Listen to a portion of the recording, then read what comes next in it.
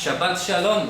Shabbat Shalom. Shabbat Shalom a todos los que están aquí, los que nos van a ver por este canal de YouTube, donde estamos compartiendo este estudio ordenado del Evangelio como fue entregado a Marcos.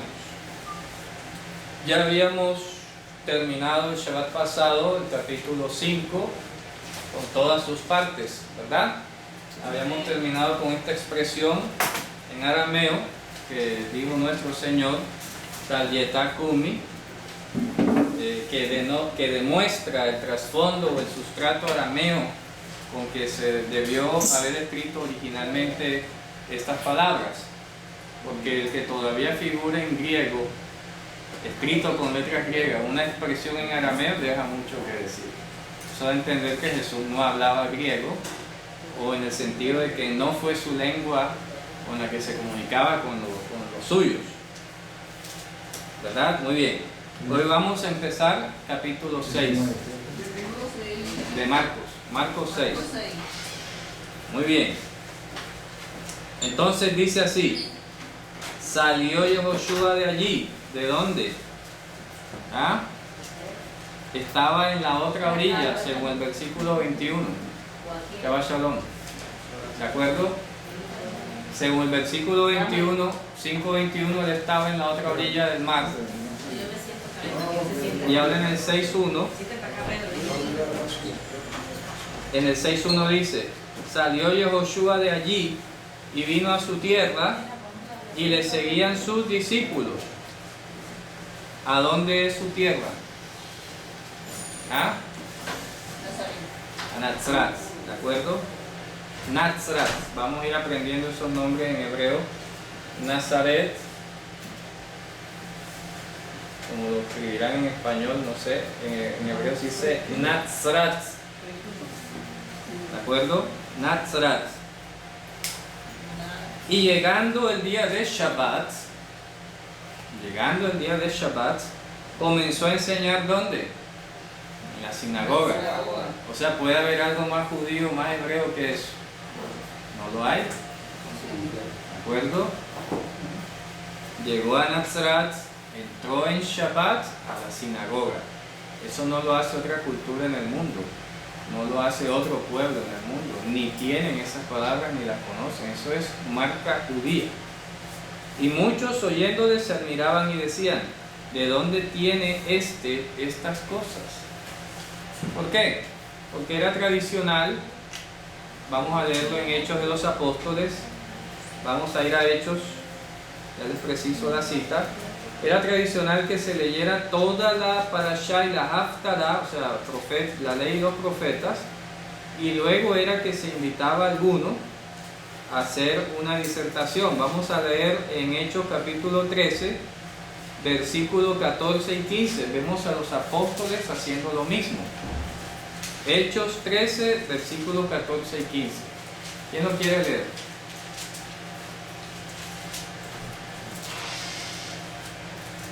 Hechos 13, 14 y 15. Ellos, pasando de Perge, llegaron a Antioquía de Pisidia y entraron en la sinagoga un día de reposo y se sentaron. Igualito, ¿verdad? Entraron en la sinagoga en Shabbat. Siga. Y después de la lectura de la ley y de los profetas, O sea que en hebreo diría, después de la Parashá y la Haftará, los principales de la sinagoga mandaron a decirles: varones hermanos, si tenéis alguna palabra de exhortación para el pueblo, hablad. fíjense ustedes, ¿ya? Primero se leía. Eso es importante. Lástima que hoy no tenemos tanto el tiempo como lo había en la antigüedad y tantas cosas, ¿verdad? Pero fíjense lo que está diciendo allí. Se podían echar media mañana leyendo toda la Parashá y todas las Haftará, ¿ya? De corrido, todo el mundo callado, escuchando lo que decía la lectura. Cuando ya se terminaba la lectura, venía entonces el Parshan, era el que iba a dar la explicación. Y como ellos eran, pues bueno, Pablo era famoso también entre el círculo judío. Seguramente vieron, este discípulo de Gamaliel, es un honor tenerlo acá, que hable. Y él se paró, ¿ya? y comenzó a explicar. Entonces lo mismo está ocurriendo con Yehoshua. Él viene a la sinagoga y miren que ahí se saltan ese detalle como que él leyó, pero estamos seguros que sí leyó, a menos que haya hecho como Pablo, que también escuchó y luego lo invitaron, ¿verdad? Entonces vamos a devolvernos a Marcos 6. Dice, y comenzó a enseñar en la sinagoga. ¿Después de qué? Después de la lectura de la Parashá y la Haftará. Comenzó a enseñar en la sinagoga y muchos oyéndole se admiraban y decían, ¿de dónde tiene estas cosas? ¿Y qué sabiduría es esta que le es dada y estos milagros que por su mano son hechos? La gente se comenzaba a cuestionar muchas cosas, porque a los ojos de todo el mundo era el hijo de un carpintero, y era como que hoy el hijo de un pescador salga haciendo máster en cálculo integral, ya me explico, una cosa así, ya, ecuaciones multivariadas, fracciones parciales, eso que me da mucho dolor de cabeza, ya, o sea, salga con unas genialidades y resolviendo ecuaciones diferenciales así. ¿Y de dónde sabe esto? Era impresionante. Dice, no es este, mire la pregunta, no es este el que, no señor, Hortelano. el hortelano, no es carpintero, acuérdense que eso lo corregimos. Sí. La palabra griega tectón es hortelano, arador, específicamente arador. No el arador, el hortelano, el labriego, ¿ya? Labriego. Jesús no era carpintero ni su papá tampoco, ¿ya? Ya estoy diciendo labriego, hortelano, arador, de hacer surcos. El hijo de María. Fíjense qué interesante, ya en este versículo 3 podemos inferir que José había muerto, porque dice es hijo de María, ¿ya? Hortelano, sí, ¿de acuerdo? Fíjense qué interesante ese detalle, dice hijo de María, no dice hijo de José, que ya había muerto. Era costumbre que cuando se muere el padre, si está viva la madre, se denomina con la madre. Miren que Marco es Marco hijo de María, no mencionan al papá, ¿ya? Entonces toma el nombre por la mamá. Entonces fíjense usted, el hijo de María, hermano de Jacob, de Yosef, de Yehudá y de Shimón, puro nombre hebreo. ¿No están también aquí con nosotros sus hermanas? Y se escandalizaban de él. Cuando dice se escandalizaban era que estaban como confundidos. Ahí no escandalizarse porque no estaba diciendo una cosa como extraña, sino que estaban sorprendidos. Pero fíjense ustedes, ese es otro punto que ya es como algo viejo para decirlo, pero todavía a la comunidad católica le sorprende esto, que María sí haya tenido otros hijos. Se rasgan las vestiduras. Claro, ¿por qué? Como para ellos, ella, esa blasfemia que dicen que ella era inmaculada, impecable. Y no pueden demostrar con la Biblia que ella subió al cielo. ¿Ya? Yo en mis clases una vez mi teacher, había un católico, a mí se me olvidó. Y usted sabe que María está muerta y todo eso, y ella está esperando la resurrección. ¿Ya? Hace 2000 años que murió, así. ¿Ya? Pero fíjense ustedes, ella era humana, como cualquiera, ¿de acuerdo? Carne y hueso, murió, se llenó de gusanos, se hizo polvo, hasta ahí llegó. No hay nadie en el cielo. ¿Ya? No hay nadie en el cielo, hermanos. ¿Ya? Fíjense ustedes, esto es importante que estemos tocando y evacuando temas. Uno de los dogmas católicos más impresionantes es ese, la ascensión de María. ¿Y dónde sale eso en la Biblia? En cuerpo y alma. Y en cuerpo y alma, o sea, algo que imitando a Jesús. ¿Ya? Pues el único que traspasó los cielos fue nuestro Señor Yehoshua Mashiach. Con cuerpo. El único enviado. Y el único que vino, pues él mismo lo dijo, nadie subió al cielo, sino el que descendió del cielo. ¿Ya? Entonces, no es que con una varita mágica Dios le dijo, bueno, ahora te voy a hacer a ti sin pecado para que puedas parir a Jesús. Porque entonces ellos creen, ¿verdad?, que para poder María recibir a Jesús, ella tenía que ser libre de pecado. Sin pecado, ¿verdad? Y resulta que eso es herético, porque nunca pasó eso así. Para sostener eso tendríamos que decir que María recibió un cuerpo incorruptible. ¿Ya? Y ahí vimos en la escritura ya que ni siquiera ella creía en él. ¿Ya? Ella misma decía, bueno, llámeme este loco, me está haciendo pasar pena. Dice que por no haber recibido todavía Ruach HaKodesh, por no tener Neshama todavía, se le olvidaban las cosas. Se le olvidó que Dios le anunció por un ángel. Se le olvidó que había dicho que iba a ser el Redentor, que llamará su nombre Yehoshua. ¿Ya? Todo eso se le olvidó. Pasaron los 30 años, 30 y tantos años, ¿ya? Y en 30 y pico de años se le olvidó eso. Y como se murió José, me imagino, porque aquí este versículo, como les digo, puede ser una base para decir que a esa edad, cuando Yehoshua inició el ministerio, ya José había muerto. ¿Ya? Pues aquí lo vemos iniciando el ministerio. Y ya estaba muerto. Pues no lo menciona, no dice hijo de José. Cosa que hace la genealogía de Mateo y de Lucas, pero ya después José sale sin pena ni gloria del escenario.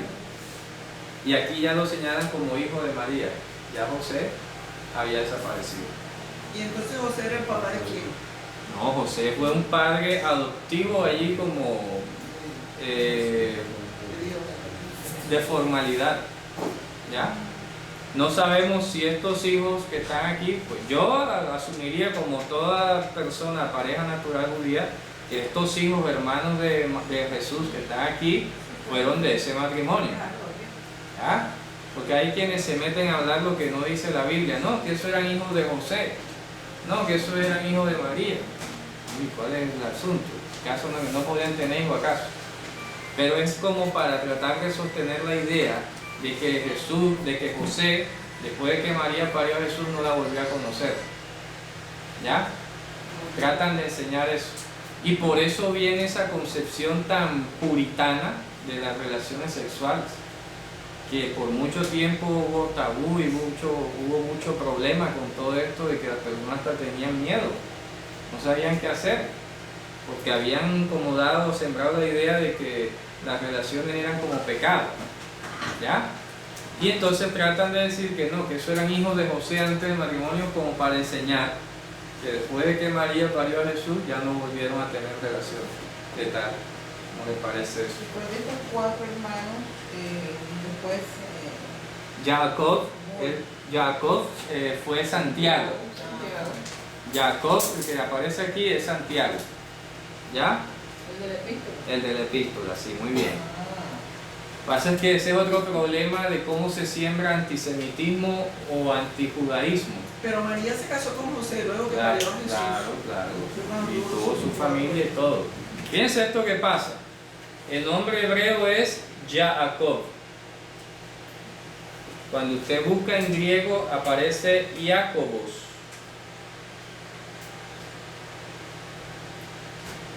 ¿Verdad? En español colocan Jacobo. Pero allá en la epístola le agregaron el Sant. Sant Iago. Le quitaron la B, el Bo por lo menos. Pero eso es inglés Ya, esto es francés, como el Saint, el Sant. Saint, o sea, se pronuncia Sant, Sant Jacob en francés, entonces quedó Santiago. Y se desapareció el Jacob hebreo enseguida, en 2 movimientos de varita mágica. Lo borraron del mapa. Jacob, ¿de acuerdo? Jacob, ese es su nombre hebreo. Jacobos, ¿cierto?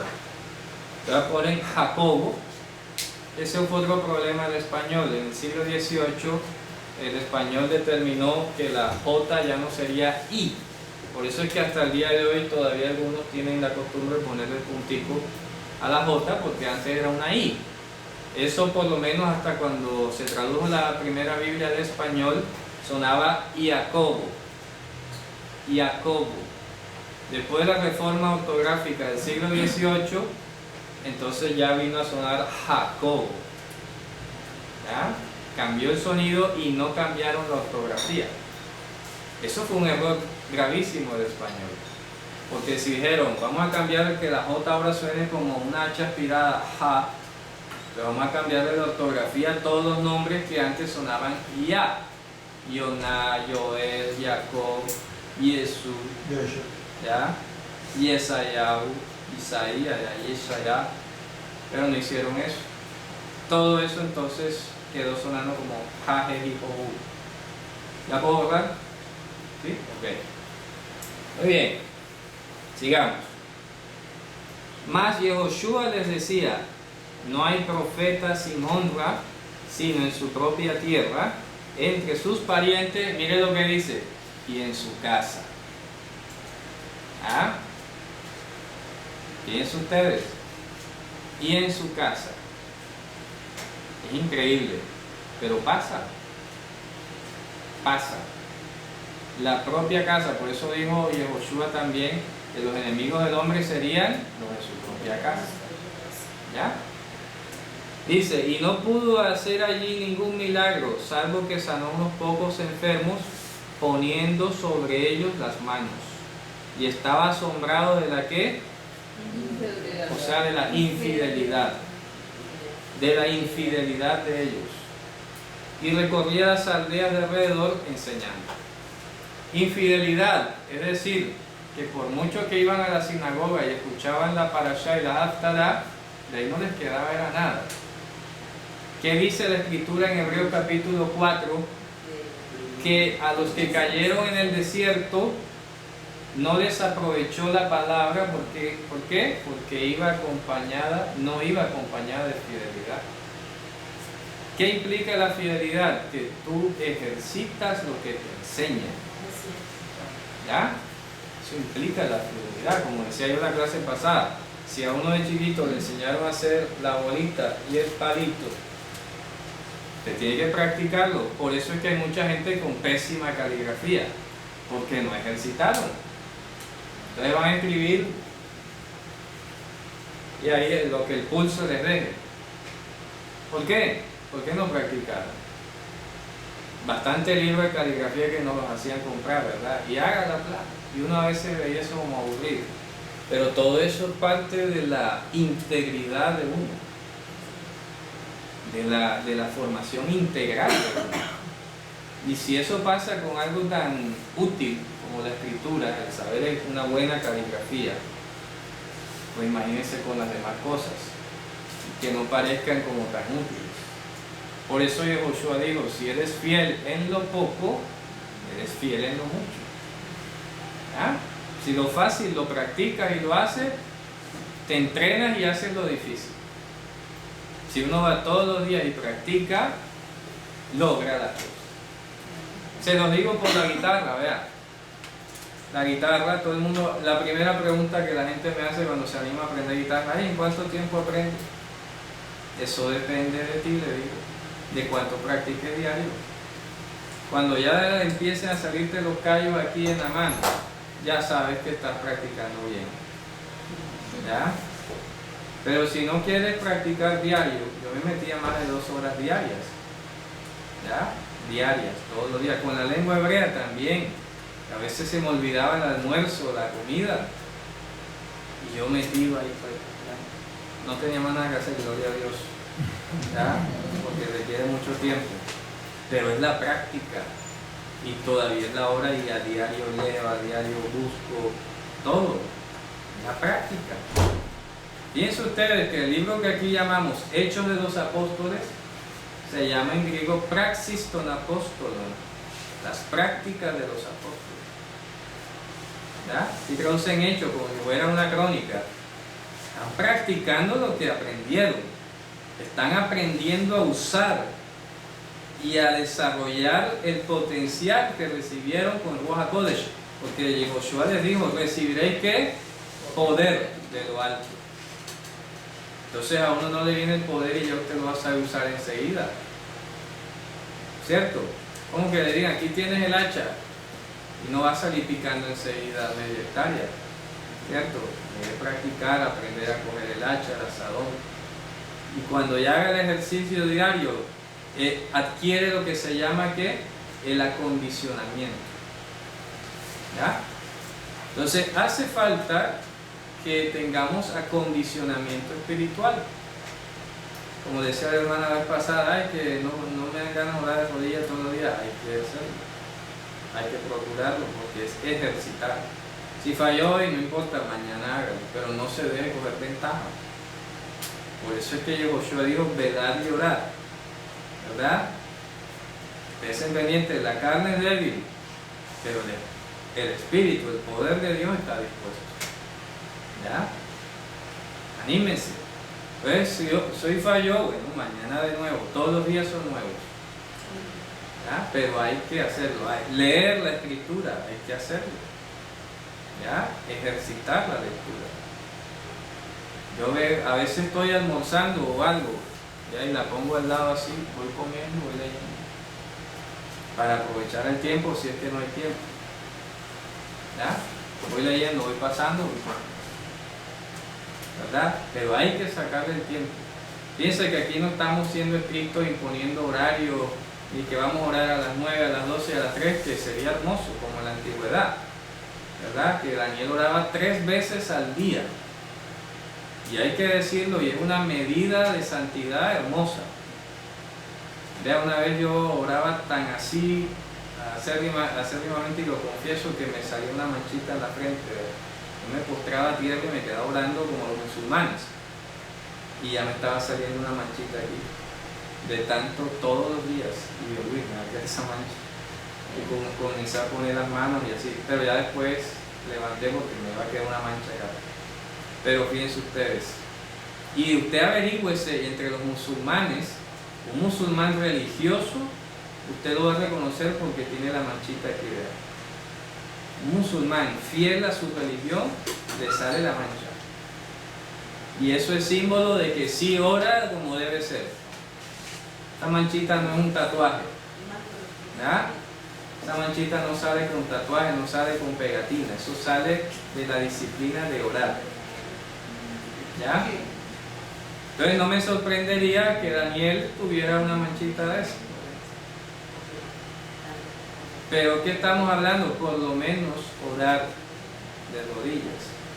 Y ahí está la medida. Es más, si quisiéramos ser todavía más exigentes, como para mostrarles los límites, los confines de la escritura, el rey David en el Salmo 119 dice, 7 veces por día te alabo. ¿Sí lo han leído? No. Vamos a buscarlo. 7 veces por día te alabo. Ya le digo, hermano. Eso es el Salmo 119, la letra Shin. Sheba también va a un galtija, noradot maseja. Vamos a buscarlo. Eso es lo bueno. Sí, eso es lo bueno del Salmo 119, que uno se lo aprende de memoria.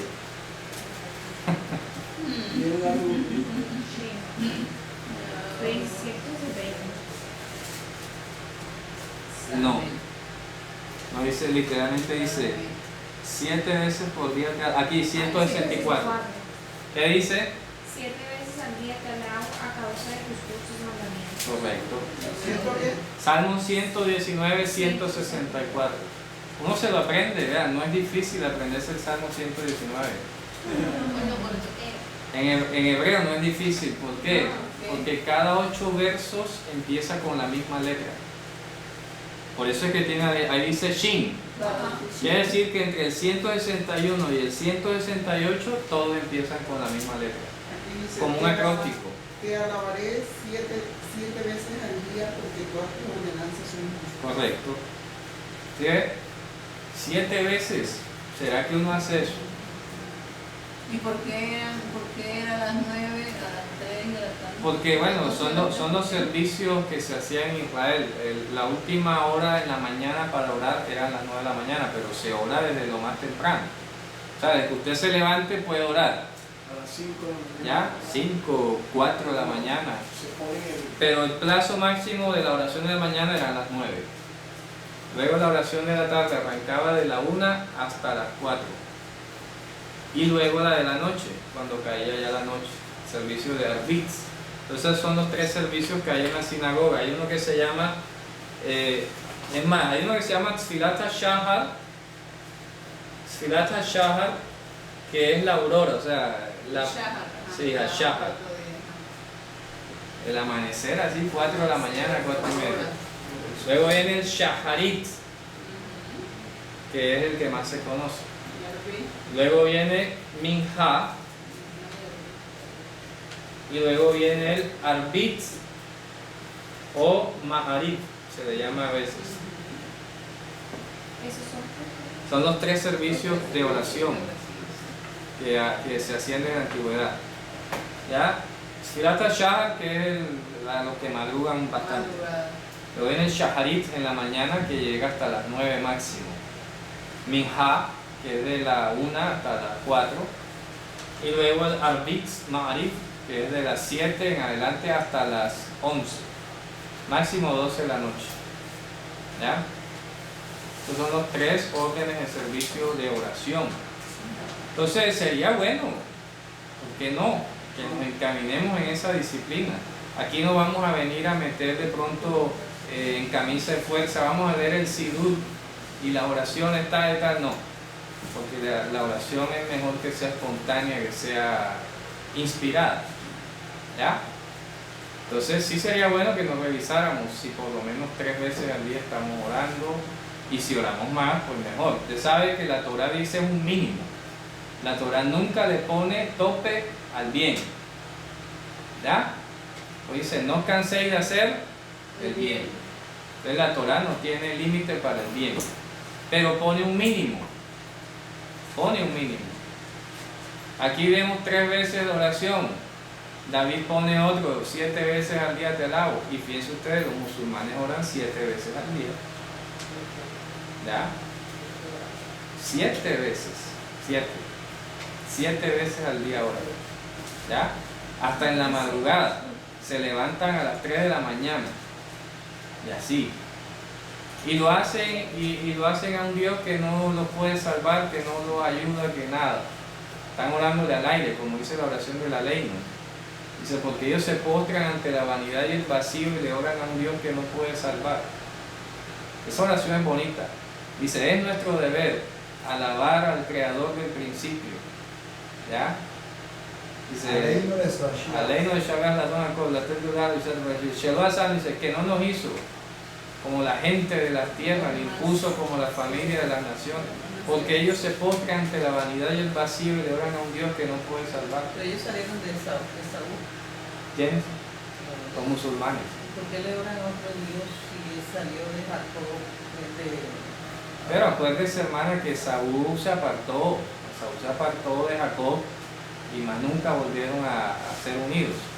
Entonces, Alá no es Hashem.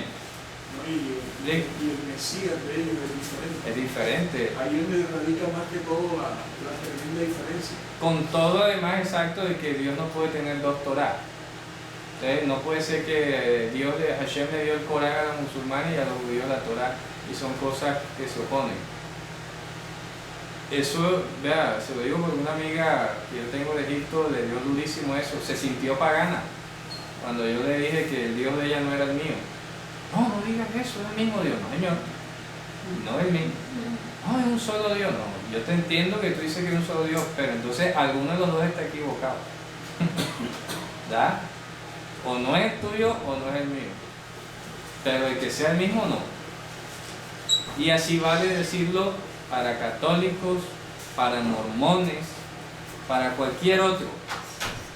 No es el mismo Jesús de los católicos el de la Biblia. No es el mismo Dios el de los mormones, ni el de los católicos. Eso hay que ser claro, hermano, por mucho duro que suene. no es igual. No es ecumenismo. No es el mismo. ¿Ya? No es el mismo. ¿Por qué? Voy a decir a alguien, pero es que el Dios mío prohíbe la idolatría y el tuyo la permite. Claro. Ya, de frente. ¿Ya? La promueve. Sencillo. Creo que con eso el Dios mío viene a que guardemos Shabbat y el tuyo el domingo. O sea, es diferente, ese es otro Dios. Que se llama parecido, que sale aparentemente de la misma Biblia, no es el mismo. ¿Ya? Si uno se mantiene firme en esta concepción de las cosas, las personas se ubican. ¿Ya? Se ubican. Hay una nueva religión y está, el YouTube está eso, o sea, para tratar de unir el judaísmo, el cristianismo y el Como el Crislam, una cosa así. entonces tratar de unirla en una sola, en un solo edificio que esté en todo, no hay que Horrible. tener así, no. Por eso se llama Babel, Babilonia la Grande, la madre de las abominaciones, las fornicaciones de la tierra. Sigamos. Estamos en el versículo 7 ahora. Oh, está claro, quiero hacer otra vez un pequeño énfasis en esta parte. El Dios de los católicos no es el Dios nuestro. Que a veces dicen que no, la Biblia es una sola, Dios es un No, no es el mismo, ¿ya? No es el mismo Dios. Eso tiene que estar bien claro. Cuando le vayamos a hablar a una persona, tenemos que saber que estamos hablando con alguien que está adorando a otro Dios. ¿Ya? No, él es católico, o sea, pareciera que a veces como que, es de los nuestros, no es de los nuestros. ¿De acuerdo? Está afuera, hay que predicarle, hay que decirle que se arrepienta. No podemos dejarlo quieto ahí como que, está cerca. Es que si, o está cerca pero no está dentro. ¿Ya? Cerca no existe. Si no entra, se queda por fuera, hermano. ¿Ya? Si no entra, está fuera. El que no está conmigo, está contra mí, dijo el Señor Yahushua. Sencillo. Como yo esta mañana decía a unos hermanos a través del WhatsApp de la comunidad de España, bueno, y ahí entra de otros países también. Entonces yo decía, vea, todo el mundo dice que ama y todo el mundo dice que Dios es amor, pero los mandamientos, el más sencillo les queda difícil. ¿Eso qué es? Aquí hemos dicho el proverbio, el que aparta su oído para no escuchar las palabras de la Torá, su oración también es una abominación. Proverbio 28:9. El sabio de corazón tomará el mandamiento. 28, Sí, entonces ¿qué pasa, hermano? Que no le han enseñado Torah. Bueno, vamos a ponerlo a prueba, hermano. Vea, aquí dice Shabbat. Por ejemplo, y vale la pena repetirlo, la mayoría de la cristiandad dice, no, nosotros nada más nos quedamos con los 10 mandamientos, pero se nota que no los han leído. ¿Por qué? Porque uno viene y le dice, o sea que usted guarda Shabbat. No, Shabbat no. O sea que usted guarda son 9 mandamientos. Ya no los 10. Porque Shabbat está ahí entre los 10 mandamientos. ¿Ya? No, es que el Shabbat no está claro en el Nuevo Testamento, que Jesús lo cambió. Dígame dónde lo cambió. Muéstreme. Yo soy el Señor del reposo. ¿Ya? Entonces yo no sé qué No se lo enlazan. cambian por eso. Exacto, no sé qué enlazan con eso. O sea, yo quisiera que alguien a mí me explicara lingüísticamente qué tiene que ver esa expresión, yo soy el Señor del Shabbat, con yo cambié el Shabbat. Y ella dice lo mismo. ¿Ya? O sea, ¿qué tiene que ver eso? Si ya nosotros revisamos ese pasaje, y es lo que estaban discutiendo era sobre halajá judía, no sobre el Shabbat. Era si la halajá judía estaba bien aplicarla o no. Porque la Torá no prohibía eso era un mandamiento de hombre. Pero ahí no están discutiendo, ¿cambiamos el Shabbat o lo dejamos? Eso no están discutiendo. Entonces cuando él dice, el Hijo del Hombre es el Señor, el dueño del día del Shabbat, está diciendo, yo fui el que lo hice, yo soy el que estoy autorizado para decirle a ustedes qué está bien y qué está mal. Pero no está diciendo, yo vine a cambiar el Shabbat. Eso no lo está diciendo. Entonces, ¿qué pasa? Que ya la cristiandad no puede hablar de que guarda los 10 mandamientos, ni siquiera. Está guardando 9. Pero Jesús ¿Ya? tampoco dijo que no se lavaran las manos. Y no dijo eso tampoco. ¿Ya? Era quitando la exageración de la medida, porque siempre lo he dicho, que Josué no se va a poner a la higiene y a la salud. No va a decir, ahora comen con las manos sucias, no dijo eso. Era diciendo que los judíos creían, por ejemplo, que algo puro como una manzana, digamos que fue una manzana, que su naturaleza es kasher, es pura delante de Dios. Si yo venía con la mano sucia de tierra y la tocaba, yo le cambiaba la naturaleza a la manzana. Y eso yo, no, Señor, la manzana sigue siendo pura. Sí, que está transmitiendo una medida antihigiénica, sí, claro, pero eso sale a la letrina. ¿Ya? Pero le voy a aprovechar la ocasión, si bien está bueno lavarse las manos, voy a aprovechar la ocasión y decirle que así como son de meticulosos con la higiene para comer, tengan cuidado de lo que sale de la boca de ustedes, de lo que sale del corazón. Sean meticulosos con esto y también con lo otro. ¿Ya? No está quitando lo uno y lo otro. Él mismo lo dijo, es necesario hacer esto sin dejar de hacer aquello. Esa es la medida de Yehoshua. Entonces, ¿cuándo Yehoshua quitó el Shabbat? Si aquí estábamos leyendo que él entraba a la sinagoga en Shabbat. Ahí no dice, y entró cuando le dio la gana a la sinagoga. Cualquier día. Porque esa es la otra escapatoria que yo digo, como dice aquí la escritura, Yehoshua se entristecía cuando veía la dureza del corazón de la gente. Porque hay quienes han resultado decir, bueno, todos los días son del Señor. Cuando ya pierden con el domingo, Todos los días son del Señor. dice, bueno, todos los días son del Señor, pero no lo alaban en Shabbat. ¿Ah? Esa es la respuesta, ya es como una vía escapatoria facilita. Ya cuando saben que pierden el domingo, bueno, todos los días son del Señor. No, Dios santificó el día de Shabbat y está dentro de los 10 mandamientos. Y no lo derogó. Y no lo No hay derogó, norma que no le diga, cambió no hay norma que diga que lo haya derogado. en ninguna parte. Entonces, a los hermanos cristianos hay que decirle, hermanos, te guarda 9 mandamientos. Le falta uno. Y en última eso es irrelevante porque lo importante es que salve el alma. Fíjate tú, imagínate eso, Acuérdate de eso. esos discursos, ¿verdad? Esos son los discursos que sueltan los hermanos para tratar de echarle tierra al asunto. Bueno, vamos a lo más importante, no es que todo es importante. ¿Quién ha dicho que no? Todo es importante. Yo estuve viendo un video de un obispo Ajá. que retó a sus alumnos, no sé si eso fue un montaje o no, lo cierto es que Ajá. se veía al obispo hablando con un auditorio ahí, no sé si eran seminaristas o qué. Él daba una anécdota de que él le daba a sus estudiantes, a sus seminaristas, ya no recuerdo cuánto, bueno, el dólar le daba una recompensa el que encontrara en las escrituras que el día del Shabbat Abolido. fue cambiado. Fue cambiado. Fue cambiado por del Sí, me sábado. pareció haber escuchado algo así. Ya, Sí. entonces, dice que todavía lo está esperando. Claro. Ya, y fue tan categórico y de frente lo dijo que eso no lo va a encontrar en la escritura. Claro. ¿Ya? Sí, yo Ese sé cambio cuál. es un cambio que la iglesia católica con la autoridad que tiene Lo hizo. Correcto. Entonces por eso todavía se jacta en seguirse llamando la Madre Iglesia, la Santa Madre Iglesia. Apostólica, católica. Si es madre porque tiene hijas. ¿Pero qué pasa? Que con todo respeto y con todo cariño a los hermanos cristianos, hay que decirle, hermano, le hace falta por lo menos un mandamiento, Shabbat, y se refiere a Dios, porque en eso creo que la mayoría está de acuerdo, que los primeros mandamientos son para Dios y los segundos para el prójimo. Bueno, entonces, ¿dónde está la gloria de Dios en Shabbat? No se la están dando.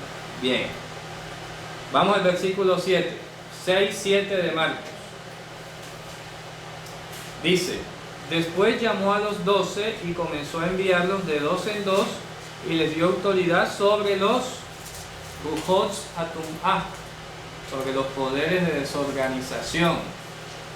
sobre esas influencias malignas. Y les mandó, miren, les mandó. Cuando dice les mandó, ¿qué significa? Ojo, los hizo competentes. Vamos a entender esta palabra. Miren, la parashá de hoy, de este Shabbat, ¿cómo se llama? Tetzaveh. Importante. La raíz hebrea tzivah, de donde viene la palabra mitzvah. Esta palabra tzivah significa ordenar. Pero ordenar no es solo en el sentido de dar una orden. Ordenar más en el sentido de capacitar, de declarar competente. Declarar competente. Por ejemplo, Moshe ordenó a Josué, ¿de acuerdo? Dice Vaitzabehu, y lo ordenó. Significa que le impuso las manos, que le cedió la autoridad, las promesas, el liderazgo, todo esto.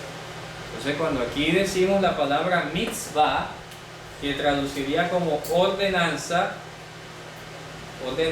¿qué he dicho yo casi siempre? Competencia. Una competencia. Y tiene coherencia con lo que dijo el apóstol Pablo, que el Señor nos hizo a nosotros ministros que competentes, o sea, ordenados. Ministros competentes de un nuevo pacto. Dice, nuestra competencia no proviene de nosotros, sino de Dios, quien nos ha hecho ministros competentes. 2 Corintios 3:5. Claro, vea. Entonces, mitzvah es una competencia. Eso es- vamos a buscarlo. 3. Vamos a buscarlo. Eso está en Corintios, sí. Otra vez. ¿Crees que Sí. Quédate confirme. Aquí. Ahora te digo. Aquí. 3.5, sí. Sí, así es. Sí, es 3.5. 2 Corintios 3.5. ¿Qué dice? Ah, segunda de Corintios. 2 Corintios 3.5. Te lo leo. Léalo. No que seamos competentes por nosotros mismos para pensar algo como de nosotros mismos, sino que nuestra competencia proviene de Dios, el cual asimismo nos hizo ministros competentes de un nuevo pacto, no de la letra, sino del espíritu, porque Vea. la letra es el contacto más el espíritu vivifica. Correcto, la letra es el acercamiento, la letra es el contacto, pero la vivificación eterna la da la presencia y el poder de Dios. Una competencia que es un estándar, llegar al estado ideal de algo. Eso es una competencia, por eso hoy el Sistema Nacional de Aprendizaje, el SENA, evalúa por competencias. Y le dice, usted es competente para esta labor. ¿Por qué? Porque usted demuestra la idoneidad, la capacidad, demuestra que está al estándar. ¿Me explico? hizo el ejercicio? Que hizo el ejercicio, que está ¿cómo es? Acondicionado, es apto. Tiene la parte de física, la parte mental, la parte emocional, todo está creativa, todo está allí. Usted lo pone a hacer y va a dar el mismo resultado siempre. ¿Ya? ¿Por qué? Porque está ejercitado, es competente. Entonces, no hacer una mitzvah es perder una competencia. ¿Y qué decía un sabio dicho del Talmud, de la Mishnah? Decía, mitzvah goreretz mitzvah. Una mitzvah te causa otra mitzvah. ¿Ya? O sea, si tú te ejercitas en una cosa, quedas listo y preparado para la otra. Y luego decía, va'averá goreretz averá, y una transgresión te causa otra transgresión. Y miren que averá es opuesto a mitzvah. Averá es pasarse de largo. no tener un límite, no tener control. Eso es una averá, una transgresión. Es un pecado. Es pecado, pero, por ejemplo, en el caso de Adán, el primer hombre, él transgredió antes que pecar. Él transgredió, porque se pasó el límite. Después de la transgresión apareció el pecado. ¿Ya? Porque el pecado, primeramente, hay que decirlo, es una condición natural. Somos pecaminosos. Y en virtud de esa condición pecaminosa, pecamos. ¿Ya? ¿Qué es el pecado entonces? El error. No darle al blanco de la Torá. No darle a la competencia. Estás ahí, te acercaste, pero no diste. Eso es el pecado. Es errar. ¿Ya? Pero quiero aclarar que por eso hablábamos de los terrenos en la parábola. Ah, que este medio nació, que el otro nació un poquito más. No, es que si no da fruto no sirve.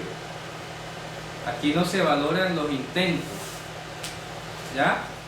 Por mucho que intentaste, no lo lograste, pecaste. ¿Ya? Aquí se evalúa por competencia. ¿Me explico? Entonces, equivocarse y errar no es exactamente igual. ¿Por qué? Porque la Torah tiene sacrificios específicos para el error. ¿Me explico? Pero el pecado, dice la Escritura, que es toda transgresión, y súmele que sabiendo hacer el bien, no lo hace. ¿Me explico? O sea que el pecado se distingue del hierro en el que hay una participación de la voluntad. El error ocurre cuando usted estaba haciendo algo y se desconcentró y se pasó, pero no estaba en su voluntad hacerlo. ¿Ya? Y sin embargo, bien decía también el Talmud, Mishnah Pirkei Avot, decía, cuando se trata de la blasfemia, algo que atente contra el nombre de Dios, no hay distinción entre el que lo hizo aparentemente por error y el que lo hizo a propósito. ¿Se da cuenta? Hay pecados que sí admiten que uno diga, bueno, se equivocó, ¿verdad? Se equivocó, contó mal, etcétera, exageró bien, se equivocó, vio mal. Pero cuando ya se trata de algo supremamente complicado, grave, de implicaciones mayúsculas, ahí no hay distinción. Ahí no hay distinción. No se perdona el error. Ahí no se perdona el error. Creo que O sea, no cuenta con error. el actual lema de la policía es Dios y justicia. O sea, utilizando el nombre de Dios en vano. Correcto. O sea, como dice, lo que nosotros estamos haciendo, lo prueba Dios. La justicia divina. callarse. Oh, qué exageración. Qué atrevimiento. Sí, y también quería agregar algo. Ajá. En la sinagoga, bueno, pues uno piensa así, yo creo que tiene algo de razón. Dice que si tú asistes a un Shabbat, el siguiente Shabbat será mejor. Claro. Y si vas al otro Shabbat será mejor. Es lo que estamos hablando ahora. Entonces, exacto, es muy parecido a eso, en el aspecto también de que deja de ir, es muy probable que sea atacado para que no vaya. Correcto. Y el Shabbat es una cosa, pesa a nivel espiritual. Claro, te vas enfriando. Por eso hablamos ahora, una transgresión te genera otra transgresión. Por ejemplo, si en Shabbat te habí, como decía el apóstol Pablo, no dejando de congregarnos como algunos tienen por costumbre. Y también hay algo que quiero agregar, que todos los días existe un reto para que tú busques de Dios. Claro. Porque, o sea, para que ores, porque tú estás seguro que esto te va a salir derechito, es fácil. Y en el Claro. camino te sale una tremenda montaña. Así es. Entonces, es como algo que nos obliga de que, ¿quién es el Supremo? Cuéntame. El Entonces, Shabbat. hay que regresar a la oración. Correcto. El Shabbat pasado hablamos de eso, que es una guerra espiritual sin tregua. ¿Ya? Sin tregua. Hay que mantenerse despierto. Vamos a seguir. Dice, y les mandó, o sea, les dio orden, les dio competencia, que no llevasen nada para el camino, sino que solamente el bordón, ni alforja, ni pan, ni dinero en el cinto. Fíjense ustedes, semejante entrenamiento es confianza absoluta. Pues cualquiera diría, bueno, y si nos atracan, y si no nos dan comida, y si no encontramos agua. El bordón es el báculo. ¿Ya? En ese momento estaban como cuando Israel salió al desierto. Sí, sí. No tenían nada en el desierto. A la deriva, dependiendo de Dios. O sea, este es un desafío impresionante. Yo creo que muchos que se llaman hoy misioneros y todos no salen así en esta condición. ¿Ah? No salen. Al menos que le aseguren la comidita y la estadía. Dice, sino que calzasen sandalias y no vistiesen dos túnicas, o sea que iban a aguantar hasta frío. ¿Ya? Y eso ustedes, ese entrenamiento. Vamos a repetirlo, dice, no lleven nada para el camino, sino solamente el bastón, ni alforja, que es la bolsita donde llevan la plata, ni pan, ni dinero en el cinto. Eso ustedes. Limpios, sino que calzasen sandalias y no vistiesen dos túnicas. Oiga, eso es un golpe duro al ego, yo, a la estética, a todo. ¿Ya? Porque a veces a uno le da pena que, ay, me va a ver la misma ropa el otro día.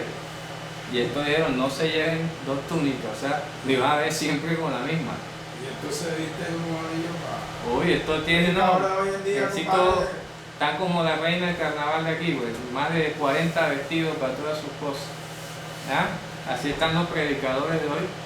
Quiero un con saco instante lleno, brillante de piedra preciosa. saco italiano, lino italiano, algodón Me egipcio, recogen en el aeropuerto. ah, Y una limusina de con 100 aire y metros. toda la cuestión. ¿Ya? Miren, este es un desafío aquí para ellos. ¿Qué contraste? Impresionante. Oigan, ni siquiera otra túnica. Bueno, según no, como dijo una vez un predicador, lo que pasa es que Pablo no tenía la fe que ¿Cómo les parece? vivía alquilado. ¿Cómo les parece? Y les dijo, donde quiera que entréis en una casa, posad en ella hasta que salgáis de aquel lugar. Fíjense eso. Eso es impresionante también. ¿Por qué? Es ser movido por el poder de Dios. Ahí va. ¿Por qué? Porque podía pasar que llegaba a una casa pobre, que era agua de panela y pan nada más, pero ahí sí querían escuchar más y más y más y más. Oiga, pero todos los días estoy comiendo pan y agua de panela, me tienen con alimento de precio. No, ahí se tiene que quedar hasta que ya ellos ya digan, hermano, ya, ¿me explico? Y eso usted, desafío a eso, porque cualquiera dice, oiga, ya 2 o 3 días yo me voy y estoy a volver a comer lo mismo. Se tiene que quedar. ¿Ah? Hasta que los habitantes de la casa digan, bueno hermano, gracias, siga su camino. ¿Ah? ¿Cómo te parece? Claro, pero hoy un predicador dice, te cobro 1.200 millones para ir allá, me pagas 600 millones anticipados y si no me pagan la fecha pierdes el abono. Eso hizo Benijín aquí, el famoso Benijín. Iba a venir a Cartagena, pidió 1.200 millones, le abonaron 600 y le quedaban a pagar los otros 600 en una fecha. Y el contrato decía, pues un contrato de una farándula, que si no lo pagaba en la fecha, lo otro se cobraba como perjuicio y falta de contrato y no sé qué, y se quedó con 600 millones y no vino. ¿Ya? ¿Se dan cuenta? Oiga, ¿será que ese señor está haciendo el apostolado que hizo el maestro aquí? ¿Ah? ¿Qué tal que venga aquí o vaya al África? Ni siquiera pedimos que venga aquí, vaya al África y quédese allá hasta que lo despachen. Cerca, en Haití. Haití, ¿verdad? Es distinto. ¿Cierto? Lleno de macumba. Que se jacta de coger el traje y tumbar a la gente. Vaya a tumbar brujo allá. Vaya a tumbar brujo allá. Si quiere tumbar gente, vaya a tumbarlo con brujo. Oiga. En el libro de Jueces aparece un caso de un hombre que le pide a un sacerdote, porque eso era la costumbre, entonces él le decía, quédate en mi casa y yo te vestiré y te daré de comer toda la vida. O sea, Fíjate. y después llegaron los de la tribu de Dan, le dijeron, o sea, yo quiero que tú seas el sacerdote de nuestra tribu. Ajá. Entonces hubo una discusión entre Los el primero que lo primeros ofreció y los- y lo de la tribu, y lo de la tribu le dijeron, oye, queremos irte, o sea, Ahí, sí, ahí, porque nosotros nos vamos a llevar arriba de la cabeza tuya, nos vamos a llevar al sacerdote. imagínate. Bien. Fíjate tú, eso, O sea, eso lo está corrigiendo el maestro. Pero también, o sea, lo que quiero decirte era la especialidad que existía Claro. en la visita de un sacerdote. Si nosotros vemos también en Saúl también preguntó, ¿qué le llevaremos al profeta, ¿cómo se llama que le dicen? Al vidente. ¿Qué llevamos al vidente? Claro. Y así también cuando fue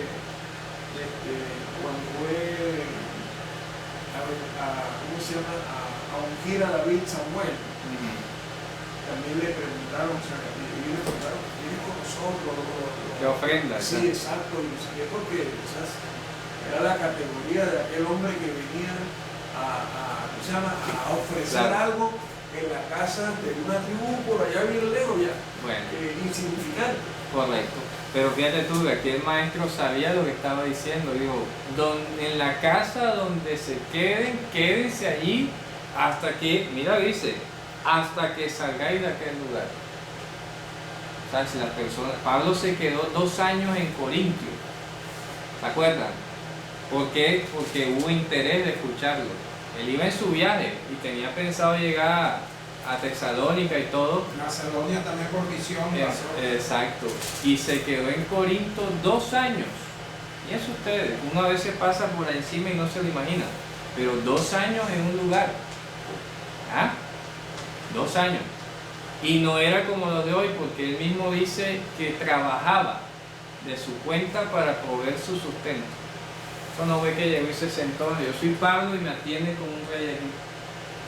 Muestre qué hago, qué plato lavo, dónde están los chismes, dónde está el trapero. ¿Ah? Y fíjense ustedes que así funcionan los kibbutz en Israel. Los kibbutz en Israel fueron posibles porque allá llegaron ingenieros, médicos, arquitectos y todo. Bueno, usted ingeniero, le toca ordeñar la vaca hoy. Y el ingeniero iba. A usted, doctor, le toca coger los huevos a la gallina. Iba. Usted que es arquitecto, le toca barrer el patio. Iba. Es usted la conciencia del trabajo. Cambio, hoy hay gente que se ofende porque no le dice doctor. ¿Ah? No, más respeto. Doctor tal. Doctor. Y se ponía así en Facebook, Sí. doctor no sé qué, Sí. el nombre del doctor no sé Y lo mismo también he visto unos que ponen pastor fulano de pastor tal. no sé qué, así, Apóstol. Hay gente como que se ofende si no le dice pastor. no voltea. ¿Ah? Apóstol, profeta. ¿Qué? Allá a recoger los huevos a las gallinas, ¿cierto? ¿Me explico? O sea, es para que mostremos ese nivel de humildad, hermano. O sea, lo hicieron los judíos seculares, incrédulos, porque los que fundaron el Estado de Israel eran seculares, no eran religiosos, la mayoría. Y eran conscientes de la necesidad de trabajar, de ser comunitario, de ser solidario, y ese título lo guardaron debajo de la mesa. Hoy me toca a mí hacer esto. Y hasta el día de hoy los kibbutzim funcionan así. ¿Ya? Y por eso es importante, hermanos, que a veces también hay que decirlo, las mismas iglesias dañan a los líderes. Sí, eso iba a decir ahorita, Ya. el responsable es el Y pueblo, eso que pasa, es el que y lo eso levanta. pasa también en todas partes. Ah, no, hermano, vea, no se preocupe, déjenlo, A la bobería. déjenlo. Hermano dice, voy a barrer, déjelo barrer. Venga, yo lavo el chisme, no se preocupe, hermano, déjenlo que lo lave. Espíritu de Dios. ¿Ah? Sí, es que eso no se, o sea, es normal, hermano. ¿Me explico? Es normal. Si voy a la casa de un hermano y me nace lavar el plato, deje que lo lave. Cualquiera de nosotros.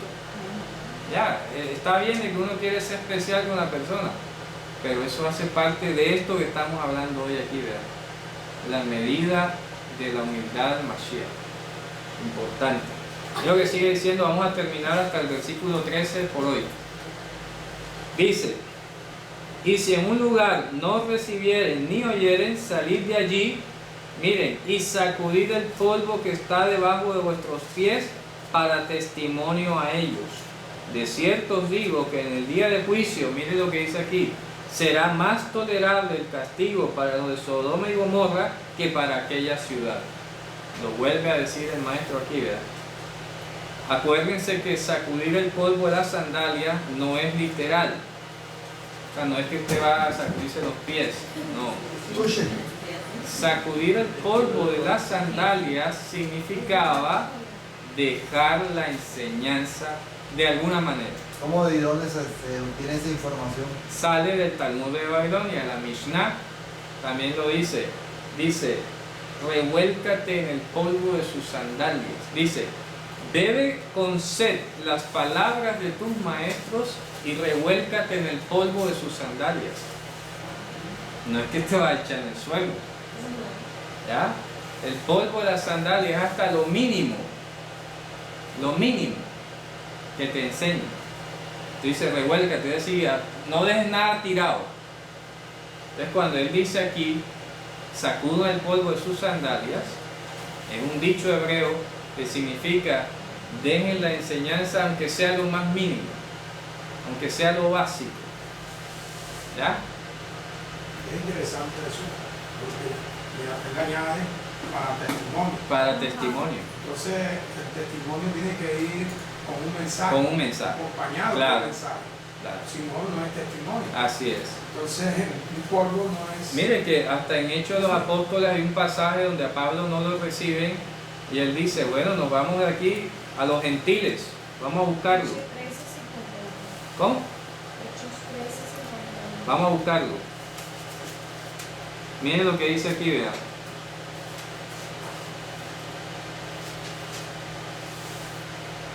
Dice, versículo 46, 13:46 de Hechos. Dice, entonces Pablo y Bar-Nahma, o Bar-Nehama, ¿Cuál es el versículo? 13:46. Entonces Shaul y Bar-Nehama, hablando con de nuevo, dijeron, a vosotros a la verdad era necesario que se os hablase primero la palabra de Dios, mas puesto que la desecháis y no os juzgáis dignos de la vida eterna, he aquí nos volvemos a los gentiles. Fíjate tú. Porque así nos ha mandado el Señor diciendo, he puesto para la luz de los gentiles a fin de que sea mi salvación hasta el último de la tierra. ¿Ustedes se dan cuenta? Mira lo que dice el 51. ¿Qué dice? Estos entonces, sacudiendo el polvo de sus pies contra ellos, se fueron a Iconio. Ah, se dan cuenta. Le dejaron el versículo. ¿Sabe que la escritura dice esto? Chao. Pero porque dice contra. Por eso les dio testimonio contra ellos. ¿Por qué? Dice, ustedes no se consideran dignos de la vida eterna. O sea, se lo dijo de frente. Y le citó el pasaje, ¿sabe que la escritura dice esto? Chao. Y se fue. No sé, ¿qué significa sacuda el polvo de tus pies? No te quedes a discutir. Si no te quieren recibir, no estás llamado a pelear y a convencer a nadie. O sea que ahí está prohibida la Inquisición. ¿Me explico? Ahí quedó prohibida la Inquisición. ¿Por qué? Porque la Inquisición quiso convertir a la fuerza a la gente. Y aquí lo que está diciendo es sacude el polvo de tus sandalias. ¿Sabes qué? Predícale, si no te quieres recibir, cítale un versículo bíblico y chao. Además, la conversión es un acto del Espíritu Santo. Es de Dios, no es de las personas. Entonces vamos a terminar esta porción y nos vamos. Dice así, vamos a regresar a Marcos. Dice, versículo, mira lo que está diciendo, será más duro en el día del juicio. Aquí sale otra respuesta doctrinal. No es como dicen los testigos de Jehová de que no existe el infierno o que el infierno es la muerte para todo el mundo. Porque aquí está diciendo que hay graduación de pena. Aquí está diciendo que para unos va a ser más tolerable que para otros. Por lo tanto, no todo el mundo va a sufrir igual en el infierno. Ni el infierno va a ser para todo el mundo. Porque hay gente que ni siquiera va a arder. Gente que Dios le va a decir, desaparece. ¿Por qué capítulo? 6:11. Marcos. Ahora vamos al 12 y al 13. Y saliendo, predicaban que los hombres se arrepintiesen y echaban fuera muchos demonios y ungían con aceite a muchos enfermos y los sanaban. Ahí está el ordenamiento.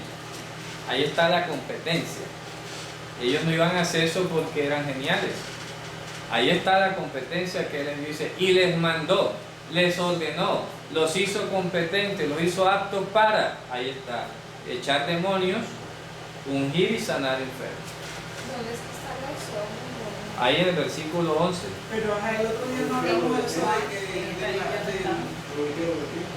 Es el capítulo 6, No. versículo 11. Lo voy a explicar. Preste atención. Cuando se dice en la escritura ungir con aceite, acuérdense que el aceite es símbolo de sujeción. Escuchen, el aceite, ungir con aceite, el aceite en Israel es ícono de la sujeción absoluta. ¿Qué quiere decir aquí en el pasaje aquel de Santiago? Ungir con aceite significa conducir a la persona a que se someta a las autoridades. La mayoría de personas que están enfermas y que dice la escritura, úngele con aceite, es porque allí hay un problema de autoridad. Y hay que llevar a que rinda testimonio, confiese ante las autoridades. ¿Ya? No es el acto literal de echarle el aceite, porque eso no es mágico. ¿Ya? Y más que eso, porque ahí dice la escritura, y si confesare sus pecados, les serán perdonados. El paralelo en Santiago lo dice. O sea, el aceite tiene que ver con la confesión de los pecados y la sujeción. No es estar echando aceite, porque entonces viene el tema que marca es, de que si es oliva, que si es Johnson, que si es Libby, ¿verdad? No es eso. Se trata es de someter a la persona al orden, a la autoridad.